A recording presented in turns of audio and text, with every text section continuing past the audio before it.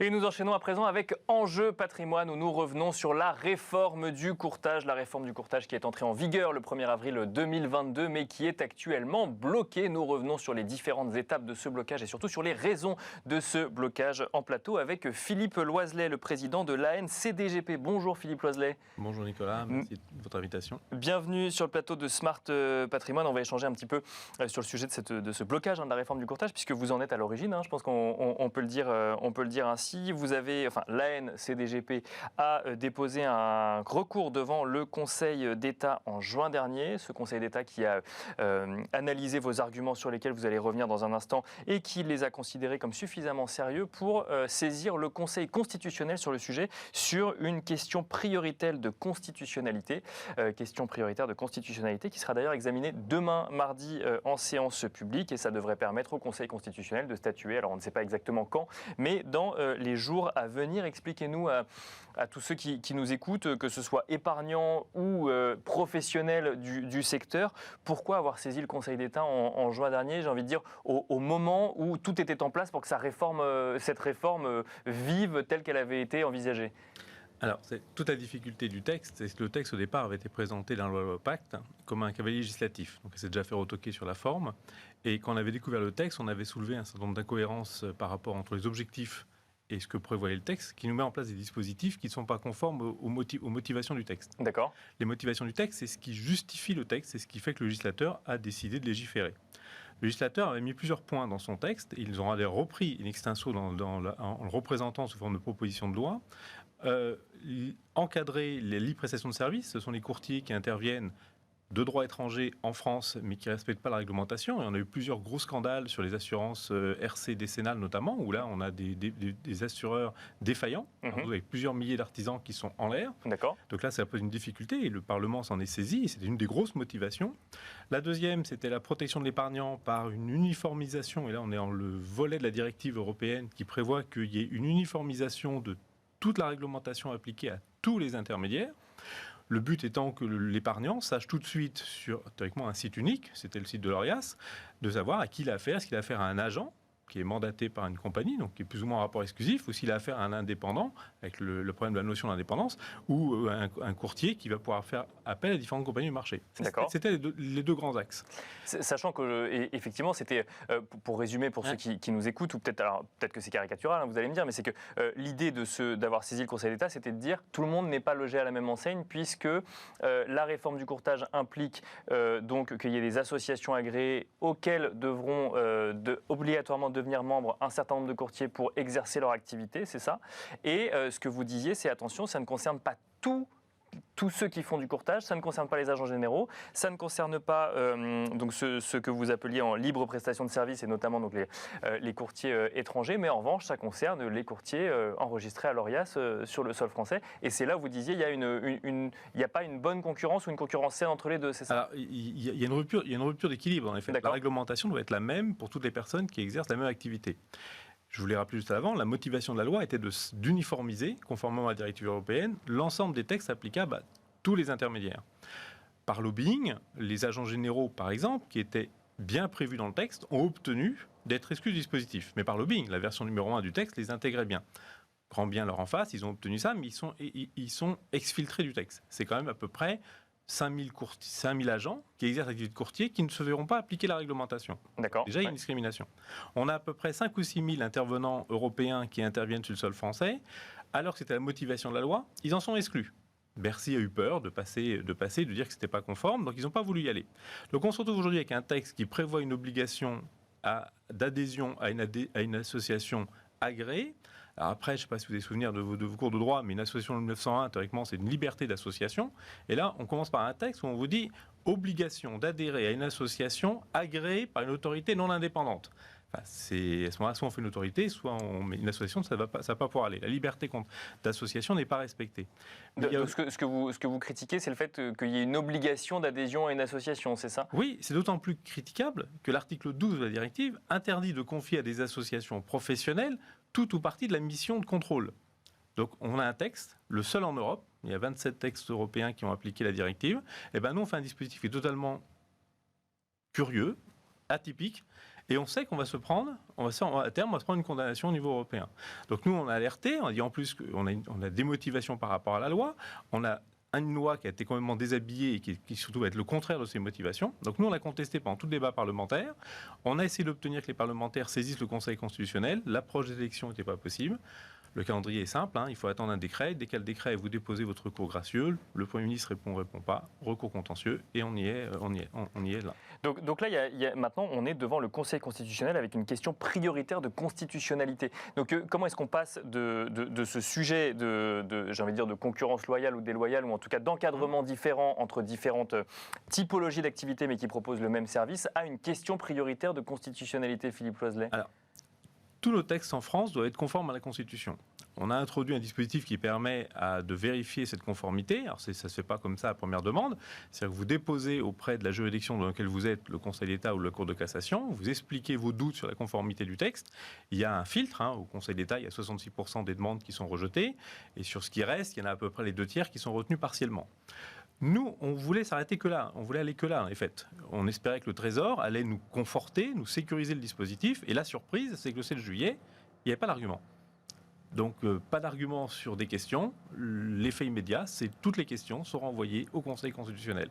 Donc, il y a la rupture de la liberté d'association, il y a l'entrave à la liberté d'entreprendre, d'exercer, puisque de fait, on a des régimes différents, la non-conformité au texte européen. Donc, l'ensemble de nos questions sont posées au Conseil constitutionnel. Je pense que le Trésor a pris un énorme risque de confier au Conseil constitutionnel la réponse, puisque... le Trésor qui estime d'ailleurs est assez confiant sur la constitutionnalité de la loi, c'est ce qu'il l'a fait savoir. Ils ne peuvent pas dire autre chose.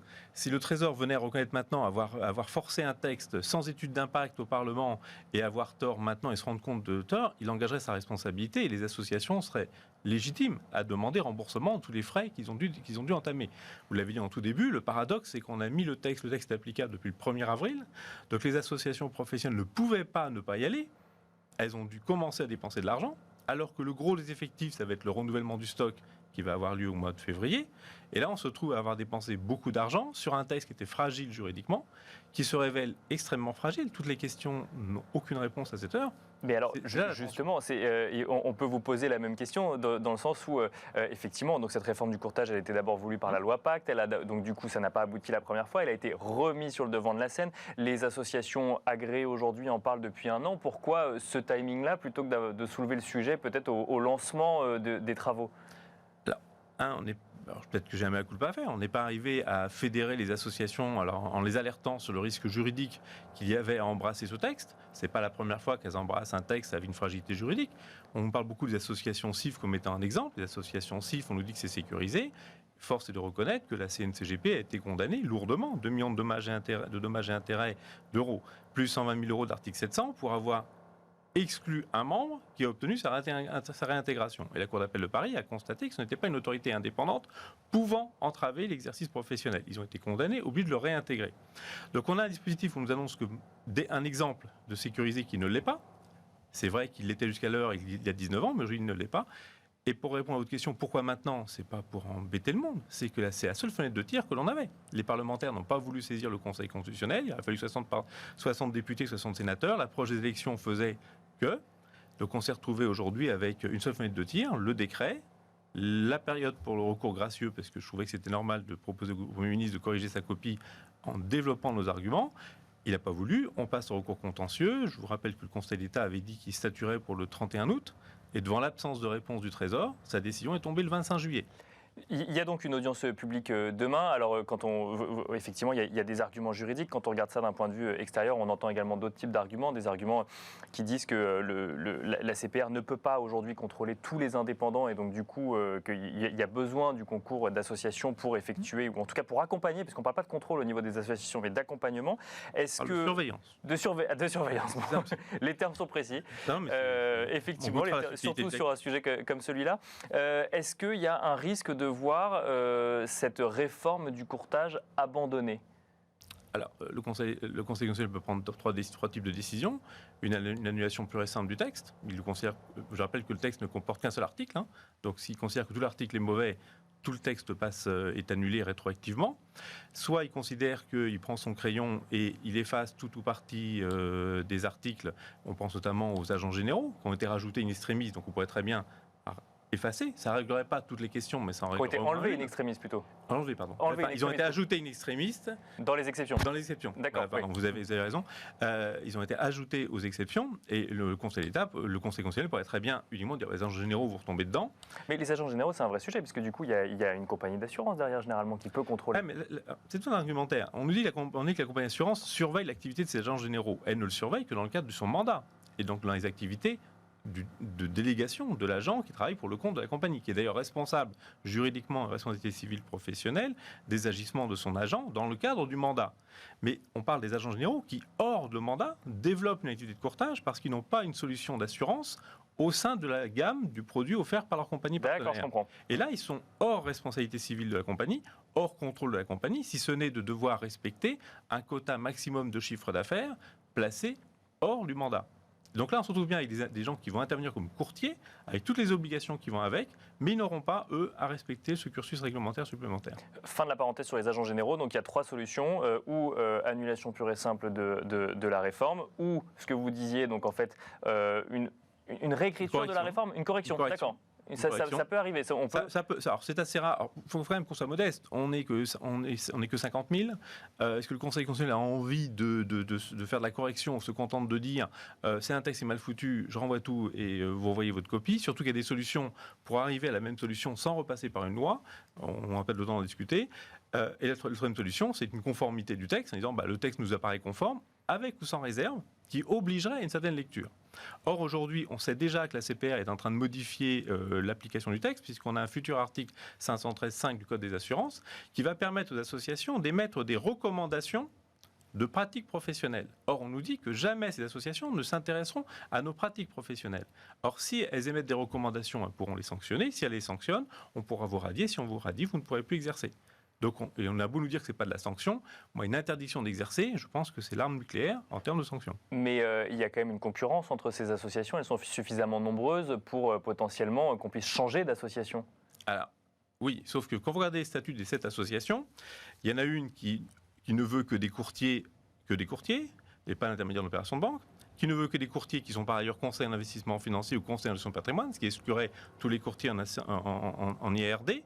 Il y en a d'autres par contre qui vous demandent d'adhérer aussi à une maison mère ou une association fêtière. Donc là, on vous oblige par une adhésion obligatoire à adhérer à 2 associations.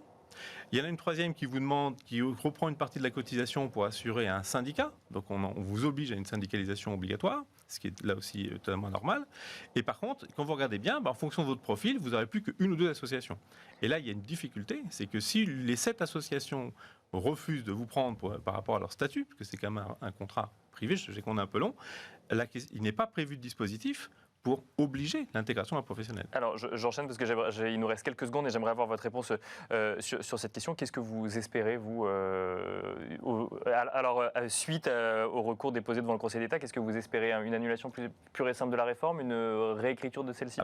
Le demande principal, c'est une sécurisation du dispositif, qui à notre avis n'est pas du tout sécurisé et on prend d'énormes risques. Les associations prennent énormément de risques. Elles ont décidé de les assumer plus tard. Donc on pense qu'il faut purger le problème en amont. Idéalement, plus j'ai travaillé sur le texte, plus je pense qu'il est annulable. Il doit être annulé, puisqu'il est vraiment parti de travers. On n'a pas répondu aux motivations du texte, qui sont, je vous le rappelle, la protection de l'épargnant, le contrôle des intervenants étrangers en termes de sécurisation des couvertures d'assurance, mais aussi une information uniforme pour tous les intermédiaires. Et aujourd'hui, on a créé, non pas un site, on en a créé 7, qui ne couvrent pas tout le spectre des intermédiaires. Merci beaucoup Philippe Loiselet. Je rappelle que vous êtes président de l'ANCDGP, l'Association nationale des conseils diplômés en gestion de patrimoine. Vous êtes venu sur le plateau de Smart Patrimoine. Merci à vous. Et merci à vous. On se retrouve demain à 13h sur Bismart.